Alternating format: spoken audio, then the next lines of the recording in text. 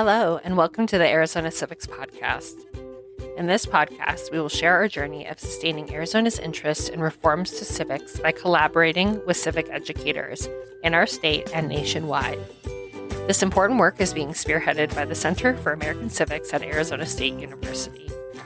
I'm Liz Evans, Civic Education Program Director at ASU, and your host for this podcast. I will interview teachers, content experts, and civic education leaders throughout our episodes, providing valuable insights and perspectives. We hope you enjoy joining us on this journey to make Arizona a national civics model.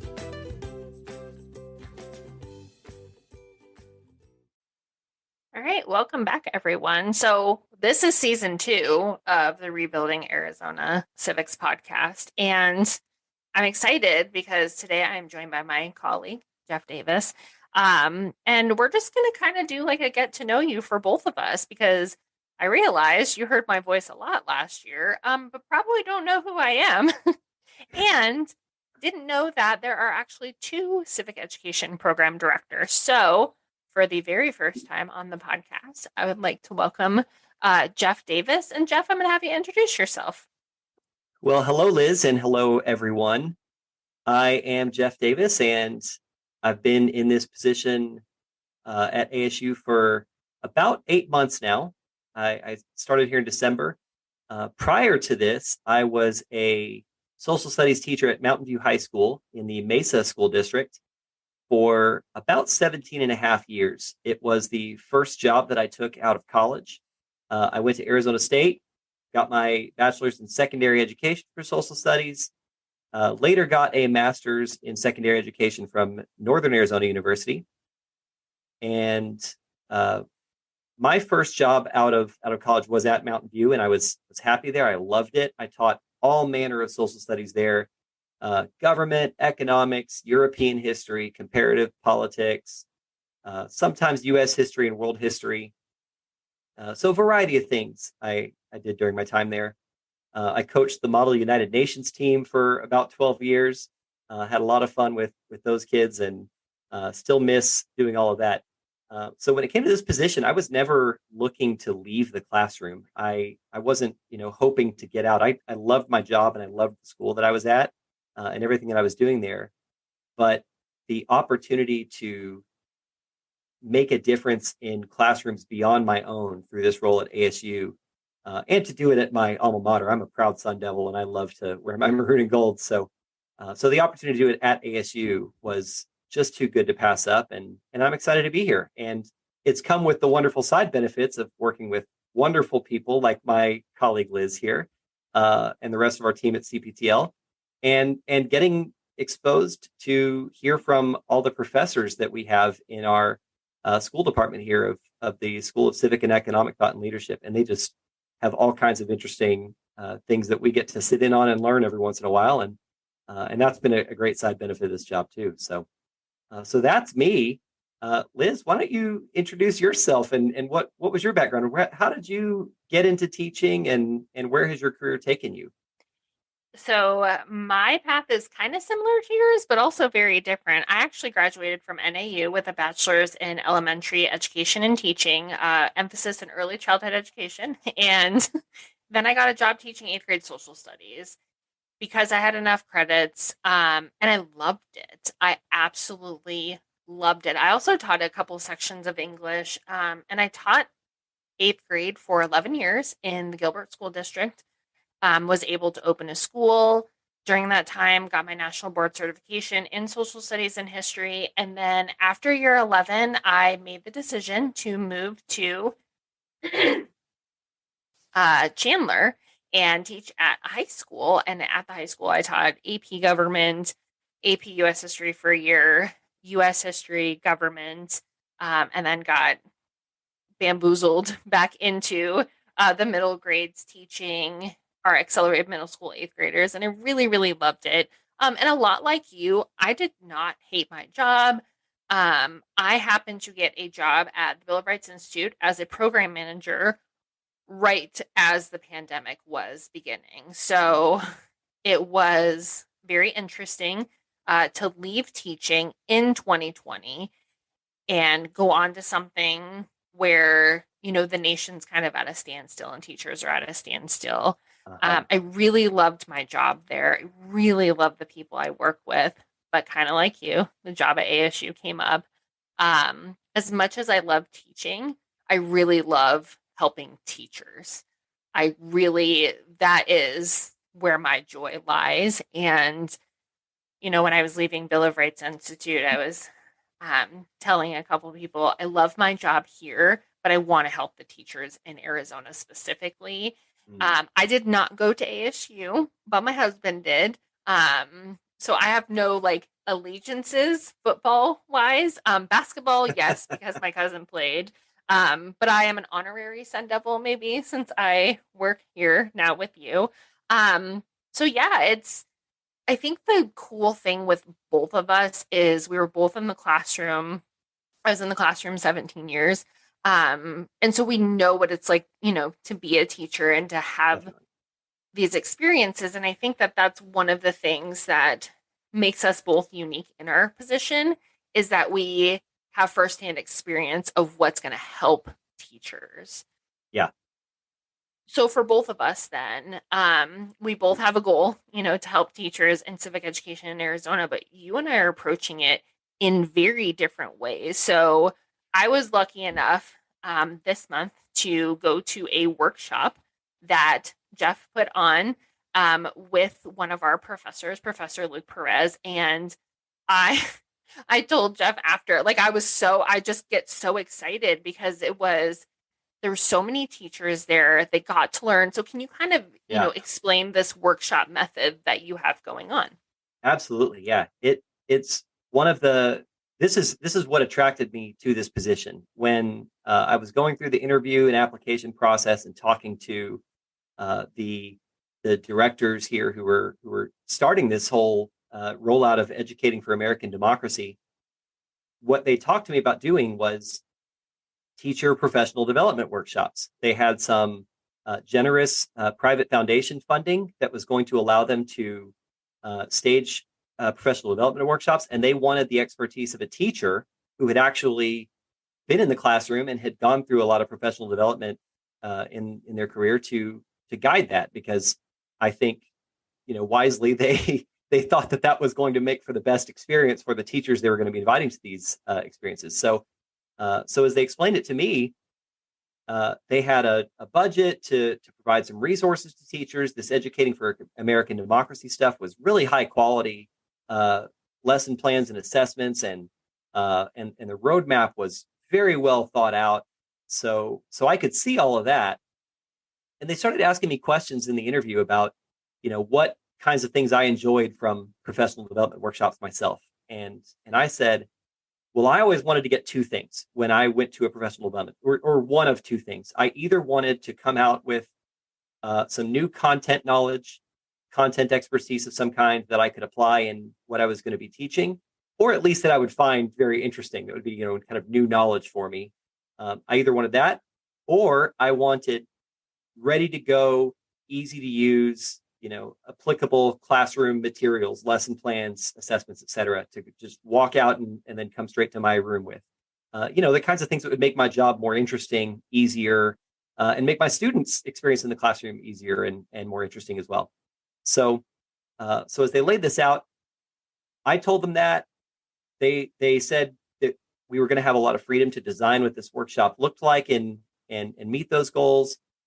And then I said, it's a bonus when they feed you at a workshop. I always thought that was a nice kind of side benefit. I've been to a lot of professional development in my years, and sometimes we get donuts or a sandwich or something. It's like, oh, that's a nice little extra benefit. And so then they asked, well, we think we're going to have a budget available to also pay teachers a stipend for attending this workshop. Do you think that's going to work? And I said, yes, that's going to work. If we can design a professional development workshop that is meeting the needs of teachers, gives them a little something to eat, and then pays them to attend. I said, I've been to a lot of professional development, and I can't think of any that I've been paid to attend. So I said, yes, that's going to be a strategy that works. Teachers will greatly appreciate the valuing of their time that way. So that's what we're doing. What we do is we have a a sort of first half of the workshop that uh, that has one of our professors in ASU's School of Civic and Economic Thought and Leadership, or SCETL for short. We have one of those professors come in and just speak about a piece of content that they have a deep familiarity with. We've done one on the Federalist Papers and Anti-Federalist Papers. We've done one on some of the themes of civics in Plato's Republic. We've done one on the Civil War and Reconstruction period. We've done one on the experience of the Cherokee and the Indian removal policies of the early 19th century. We have many more yet to come, just based on the great expertise of our SCETL professors. And so the first half of the workshop is for them to present that knowledge on a specific topic and let the teachers engage in discussions and question and answer with the professor to just enhance their understanding of that period of history or document or civic theme. And then for the second half of the workshop, I introduce teachers to what exactly this whole Educating for American Democracy initiative is, and show them how it can be used in the classroom with just some easily applicable methods. Some of them are kind of template kinds of forms of lessons where it's kind of a just insert your own content into this format and then wash, rinse, repeat. And then some of it is specific lesson plan designs that are on the EAD website. And then we encourage teachers to take these things and go to their own classrooms and use them in practice, write up a reflection for us so that we are getting feedback about how well this is working and whether people think this is helpful or not. And that's the workshop. It's sort of a one-day introduction to EAD and provides you with some content knowledge and some food in the meantime. So that's the workshop model. And that's the main thing I've been working on. We're doing another project here and there, and I try and support some of your initiatives too. But so that's me. You want to talk about some of the stuff you've been working on separately with EAD? I do want to say, so being at your workshop, I mean, the cool thing is there are teachers there that are first grade teachers. There are teachers that are high school. Like this isn't, these workshops and all this work that Jeff and I are doing is truly a pre-K, 16 really, like going into college. We're really trying to elevate civic education as a whole. And I think that that's really important to spotlight because a lot of times, PD is really geared toward high school teachers. And this PD is awesome for high school teachers. But as somebody who was an elementary major, listening to the teachers at your workshop who were paired together as elementary, listening to their ideas and, the EAD, I think the reason I love it is it's not a prescribed curriculum, right? It is how can we ask these questions and here are these themes, and it understands that there's design challenges. And we have a whole podcast series from season 1 if you need to know more about that. But, if you ever hear of these workshops that Jeff puts on and you're a second grade teacher and you're thinking like, this doesn't apply to me, it does. And there will be other teachers there. So I really wanted to plug that because I feel like that is something that both Jeff and I have been really conscious and mindful about, is making sure that we're hitting all of these grade levels and bringing in teachers who are experts, because teachers are experts in their classroom and in their grade level. And so that is something that is just really, really important that I wanted to make sure to point out. Absolutely. I have really enjoyed the presence of especially elementary teachers at the workshops, because that is not something that I had much experience with. I was a 9th through 12th teacher for my entire 17-year career. And so that's kind of the table I always like to hang around, is when the teachers are getting a chance to collaborate with each other and start to brainstorm some lesson ideas and browse through the EAD stuff individually and as a group. I love hanging around near the elementary tables because it exposes me to a world that I didn't get to see much of. And it's so much fun to hear the kinds of things that they get excited by when they see it in the lesson resources. The other group that I really like hosting at our workshops is teachers outside of social studies. We have this big movement across education about kind of sort of cross-pollinating subjects, right? And not staying in our silos, but showing students connections that exist between subjects. And there's a lot of emphasis on doing that in professional development with, I know, math and English language skills, but but what an opportunity we have to move civics into some of those spaces as well. To use, you know, English lessons and works of literature that students are reading as a chance to teach fundamentals of American government and the American Constitution and our principles and why our civics is designed the way that it is. I had one teacher in a workshop who used the novel The Scarlet Letter. They usually would have just done, a study of the Scarlet Letter and analyzed characters and themes and many things that are typical for English classes. But they took it as a chance to teach about the the essentials of religious freedom and separation of church and state and the establishment clause that we find in the First Amendment, and used the Scarlet Letter as a chance to discuss why it's so critical that those elements are part of our civic life in America. And just a great opportunity that teacher took advantage of to help our kids understand American civics. So I love that. I love seeing that happen as well. I want to get a math teacher in. That's the next one I need to find. We've had a lot of English teachers come to recent workshops. I want some math teachers to come and learn some content, take a look at some lesson plans, and start to brainstorm how you can use, maybe a math lesson. Let's do the Electoral College or something, and try to introduce students to the mathematics of our presidential election system or something like that. I would love to see that happen. I love that too, because I mean, I worked with incredible English teachers. Shout out to all the English teachers I've ever worked with because I've been so lucky. But I've also, you know, even the art teacher, or we at Absolutely. the high school I taught at had a creative musicianship class where I partnered with that teacher and the kids. It was when Hamilton was really big, like the Hamilton Mm, mixtape had just come out, and the kids created this project, and um, the the band teacher and I just kind of facilitated it and let them go. And these are the things I think a lot of times people think like, well, math and history don't go together. And it's like, oh no, no, uh-huh. no, no. They do. And if we can find these ways, civic education belongs everywhere, not just in the social studies. Uh-huh. And I think that is like that's what lights us on fire. If I know everybody's listening right now, right? But like Jeff, when we're talking about these things, like our faces, you can tell we get really, really excited. So Jeff does amazing workshops. I am actually right now working with a group of 30 teachers from around our state. They're our inaugural teacher task force, and we spent the first part of the year learning about the EAD, and they went through a training. I have three task force chairs who are amazing: Tara Bartlett, Tammy Waller, and Jeremy Jeptim.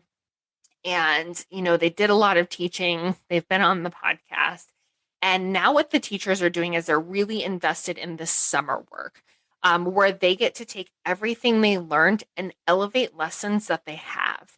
And the nice thing about this is at the end of it, we're going to have all these lessons. I have economics lessons coming. I have lessons from elementary teachers because not only is the task force geographically diverse, we have people from Southern Arizona, Central, Northern Arizona. We have somebody from up on the Navajo Nation, rural Arizona, because that was really important too. But we have grade diversity. We have people in elementary and in middle school and in high school and in different aspects. We have social studies coordinators, we have social studies teachers. And so we're creating all these lessons and really aligning it with our state standards because the purpose of this is we're not recreating the wheel, right? We are Hmm. taking what already exists, using the EAD roadmap to really elevate what teachers are doing and to get students prepared for, post secondary life. Because I think that the skills you learn, you always see these memes, right? Of like, I'm glad I learned about a parallelogram and not taxes. Well, first of all, tax law is actually incredibly complicated. But second of all, yes, you learned about parallelograms, but it's the skills you learned in math, in science, in Exactly. English, in social studies that are really going to set you up for success after. And if Hmm. we can really start to weave civics into that, it's important. So the other thing both Jeff and I worked on is we had a Civic Leadership Institute this summer. So we Mhm. had one on ASU's campus. It was a week long. We had 32 students. We had 6 teacher mentors. We had student mentors. It was incredible. They got to Absolutely. learn from professors. They did a mock court at the end. Um, that was really cool, I think, for me, and I'll let you two speak on it, Jeff. I think that some people think like, oh, this generation just, doesn't care, whatever. But if you really get around students and really start to listen to them, they sure do care because Uh-huh. the group of kids we had was outstanding. Yeah, the constitutional arguments that they were making on these mock Supreme Court cases were so impressive. I was absolutely wowed by the quality of their argument, the awareness that they had of how the legal system functions, the necessity to argue based on precedent and talking about underlying meaning of phrases in the Constitution, and how precedent applied in the case that they were arguing. They just did such a fantastic job. So you can see you're right. Teenagers do catch a bad rap, but they're so full of life when someone helps them to find something to be passionate about. It just you see them light up, right? And they're just trying to find that thing, and that's what I loved about Civic Leadership Institute is just you and the whole team here at Skettle and all the faculty at Skettle, just providing that space for students to come for a week at no cost, experience ASU, experience life a little bit like a college student, learning from college professors, and to possibly discover something that they could get really excited about and pursue as a career. I don't doubt that we're going to have some legal professionals in some capacity who are CLI alums from this past year, just having listened to them discuss with each other. Well, and the cool thing is there is a group of them that are working on a post CLI project, and they are taking everything they learned at the Civic Leadership Institute and applying it and trying to identify a problem in their community Mm, and really ways to solve that. And we partnered with the Bill of Rights Institute on their My Impact Challenge because it just set it up really nicely. But mhm.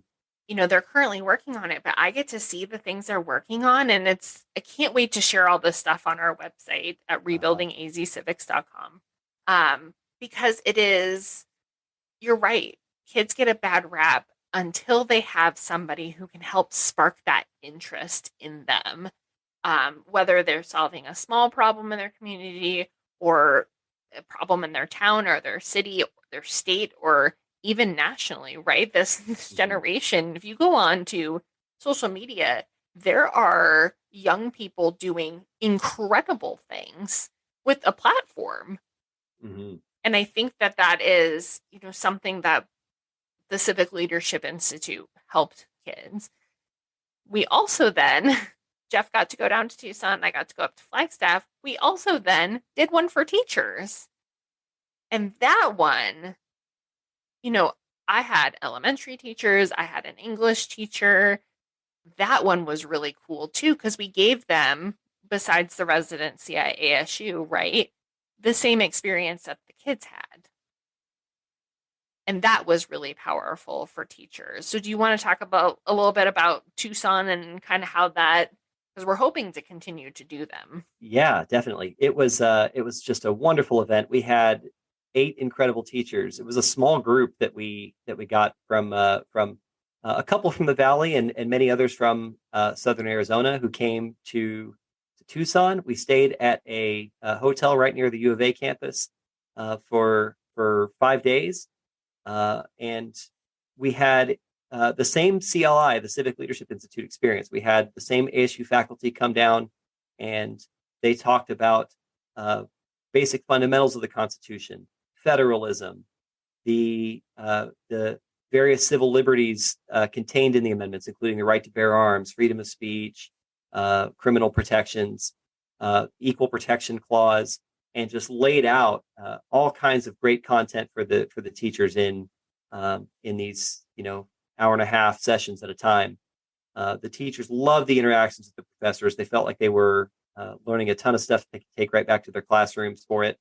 Uh, and we had a diverse group of teachers as well. They came from very different age levels. We had people who were at the kind of middle school level. We had more that were more in the kind of upper high school advanced placement kinds of levels. We had one woman who is teaching in a charter system that is doing everything in kind of a laboratory setting of like sitting, students in front of computers doing their work in labs, and others were in, kind of either suburban or urban or rural traditional comprehensive high schools, and all of them felt like they were getting great stuff from the professors. And then they got the chance to work independently and collaboratively to plan lessons using the EAD roadmap as inspiration. We shared them with each other. I got to take a look over them, and they just produced incredible stuff that they could share with each other and with their fellow teachers, back at their home schools and beyond. And then the teachers themselves got to do the moot court, the mock Supreme Court that we were talking about with the students, and kind of learned how to execute that with their students. And all of them came out saying, "I'm going to do something like that with my students," because it gives them a chance to kind of develop an argument based in principles of our Constitution, and test out your knowledge of it in a kind of non-traditional way. So that was just, we had a wonderful time. And of course, going out to have a beverage at nearby local establishments with our faculty and with each other as teachers, and just share life stuff was a great side benefit too. So I loved being there for that week, and very much look forward to trying to recreate that experience for hopefully more teachers next summer. So how about your experience in Flagstaff? Was it similar? It was very similar. It was so there we do have a reader. I think we forgot to mention that with the Oh, student yes. Yeah. one. There is a reader that students, the teachers get with excerpts from primary sources, again, chosen by our faculty. And it was just fun to, yeah, everybody is a learner. We had rural teachers, we had charter teachers, and I'm glad that you brought up charter, because the nice thing about Jeff and I both is that we want to serve teachers, public, private, charter. We are both public school teachers, but we understand that when we serve teachers, it benefits all students in Arizona. There, Mhm. we don't care. We care that you're a teacher and you want to better yourself, and we are here to help you. And it's been nice to, work with teachers from independent schools, from charter schools, from private schools, and from public schools. And it's been nice for them to all have conversations with each other. Um, One of the teachers in Flagstaff had said, like, this is really hard, but I'm glad that I'm doing it because now I understand sometimes what my kids are doing, right? Mhm. When my kids really struggle with things. And to your point with the moot court, when we as teachers can experience, like, have that student experience, it takes the scary out of it. Yeah. If you ask a teacher, like, oh, do you want to do a moot court? Some teachers are like, nope, sounds like too much work, whatever. But the reason, like, I got into it as a teacher is because I got to participate as a student. And then it was like, oh, this actually isn't that scary, right? And Hmm. it's also okay not to know everything. My favorite thing about, I think, both of our events is, so we had them in June. There were a lot of Supreme Court cases that came out in June. Specifically, and I'm talking about this because they were ones that we talked about kind of in our programs, is the coach and the prayer one, right? Because we talked about establishment of religion, and then the right to bear arms. Yeah. And it was nice to have that conversation in a place, A, with a professor who knew what they were talking about, but also it was just a very factual conversation. Hmm. And there weren't a whole lot of opinions. So there wasn't that, like, escalating of people getting really upset. It was just a genuine, I want to understand, I want to learn. And then, once we left that room, we're at dinner, whatever else, then conversations can happen if people want them. Hmm. But I think that was the biggest thing that came out of it, is all of these explosive Supreme Court cases are decided. And for us, it caused zero issue because in this EAD framework that we're looking at, one of the big things is civic friendship, Yes. right? Yes. And it's the ability to say, like you and I, Jeff, say we disagree on whatever political thing we disagree on, Mhm. is the ability for you and I just be like, I just want to understand where you're coming from. And I don't have to agree with you, right? But I still Yep. want to have that understanding. And at the end of the day, like, compromise is what made the Constitution. Uh-huh. It's not all happy compromise, obviously. There are some compromises in that Constitution that, right in presentism, we're not really happy with, Uh-huh. but that's what created our nation. Yeah. And you mentioned earlier the the idea that education is about learning skills and being able to read and to problem solve on your own, right, as opposed to being taught how to do a specific job later in life. Like, we know that's what the fundamental purpose of education is. And as important as it is that we teach basic facts about government and American history, and I do support making sure that students learn those things and testing them for it and saying, like, hey, for graduation you need to be able to pass the civics test for Arizona, these 100 citizenship test questions.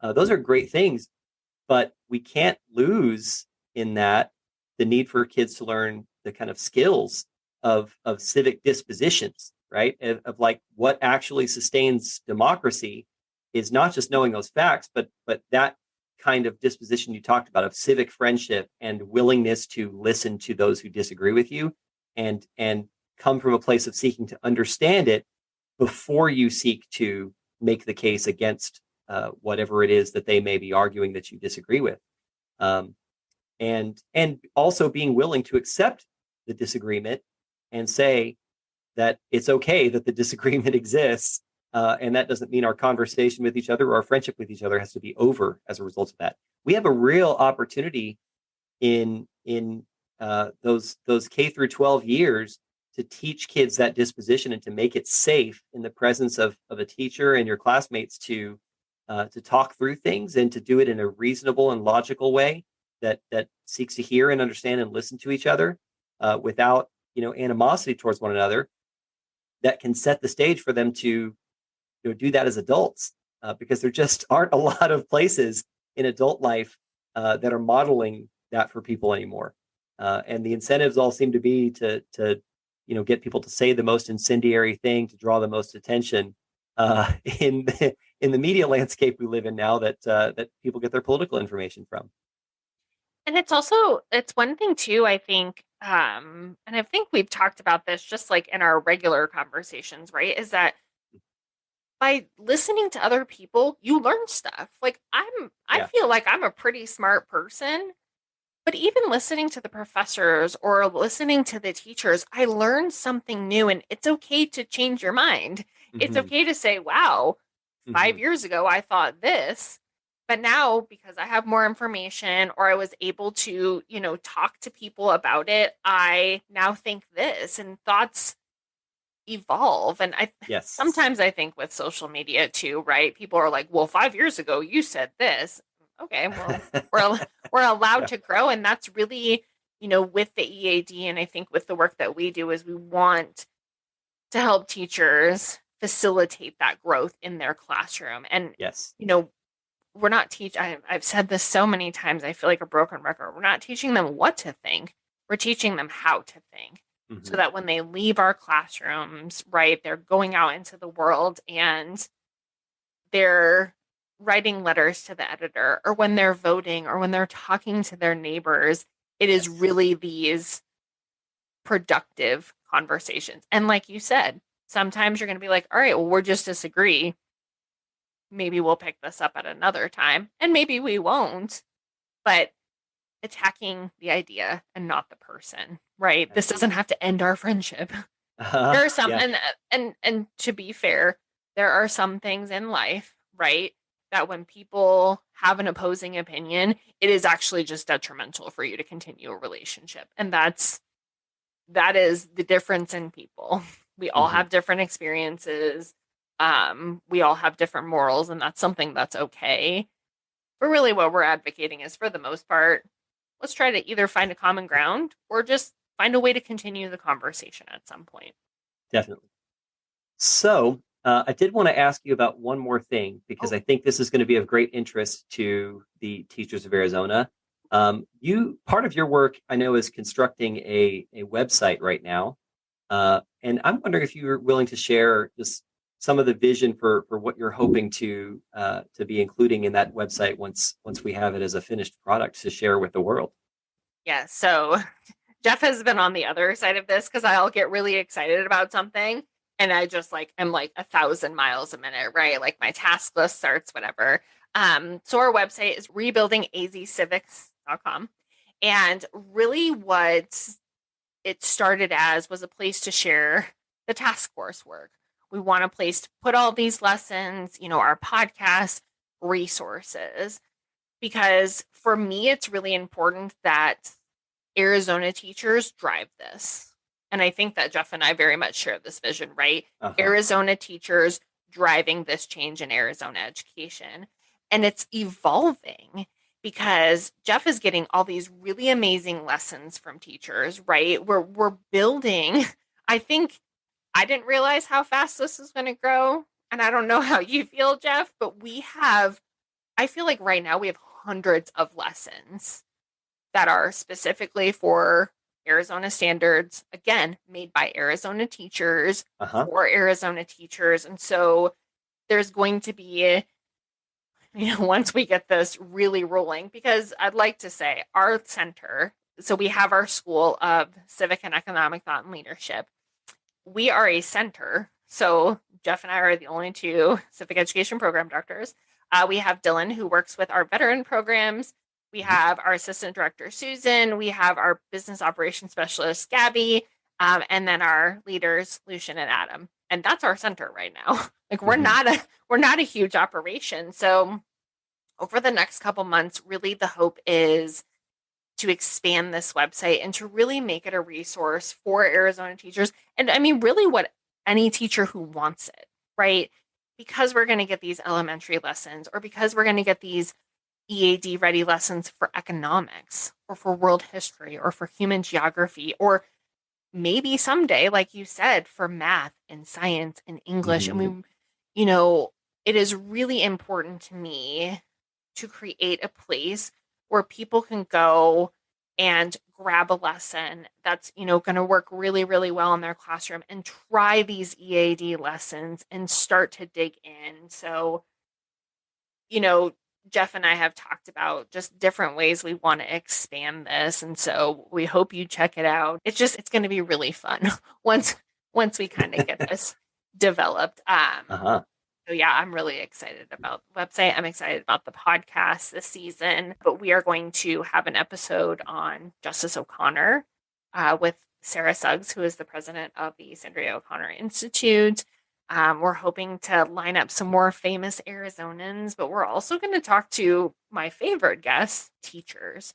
Uh-huh. So there might be times where you only hear Jeff's voice because Jeff's chatting with the teacher that came to his workshop, or you only hear mine because I'm chatting with one of my task force teachers. But the reality of the situation is that Jeff and I want to showcase Arizona teachers and show you how amazing our educators here in our state are, Yep. and what they're doing with the EAD roadmap. My entire career is the result of a teacher, like a specific teacher. It was my AP government teacher my senior year, and I just remember the experience in that classroom just being so amazing and eye-opening.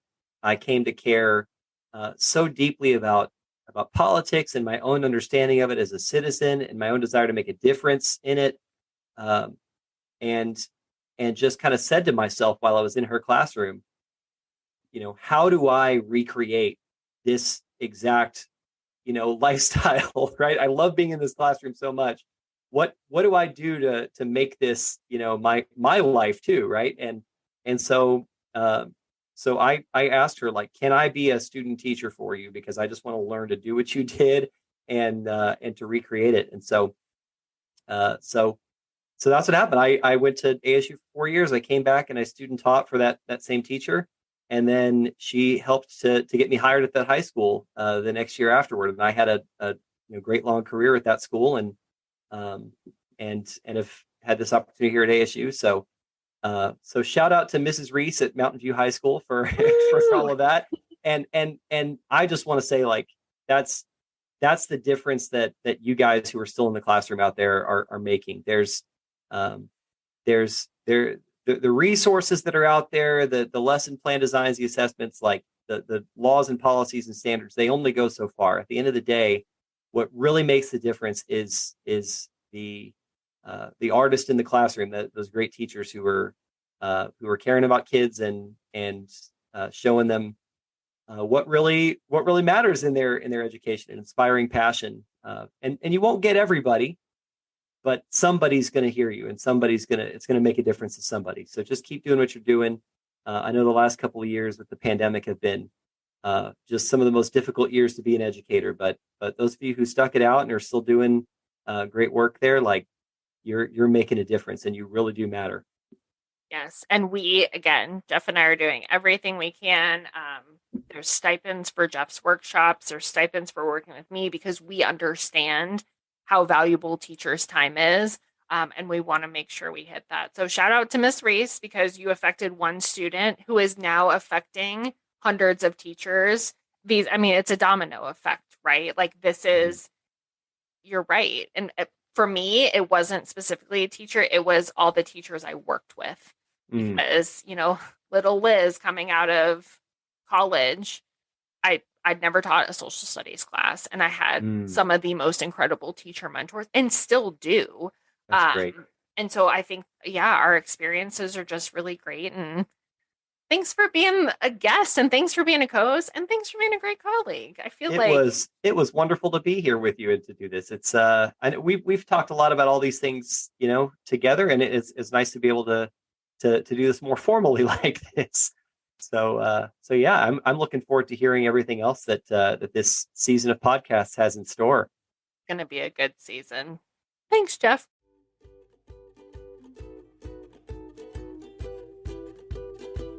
Thank you for joining us. Just wanted to give a heads up that you can find the Center for American Civics on all social media channels as ASU Civics. We love connecting with our community and sharing our thoughts on the issues that matter to us. So if you're interested in our content or just want to say hi, don't hesitate to give us a follow. Plus, we always include any relevant links in our podcast show notes, so be sure to check those out too. Thanks for being a part of our journey.